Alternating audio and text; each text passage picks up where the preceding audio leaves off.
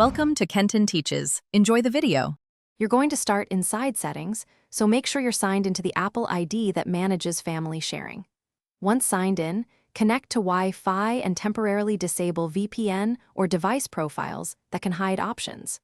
Now, open Settings and tap your name at the top to enter Apple ID settings. This step gets you to family sharing controls. Without it, you can't change purchase sharing. Stay here and prepare to move into family sharing options next. Once inside Apple ID, tap Family Sharing to see who's in the group and which features are active. Tap Purchase Sharing to inspect the current setup. You'll see the organizer and shared payment method. If you want to turn it off, select Stop using Purchase Sharing and confirm.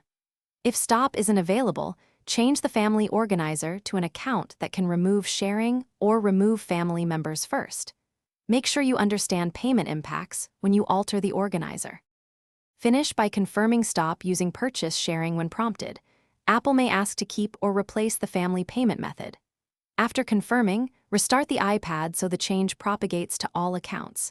If you can't tap the option, check screen time restrictions, device management profiles, or sign-in state for the organizer.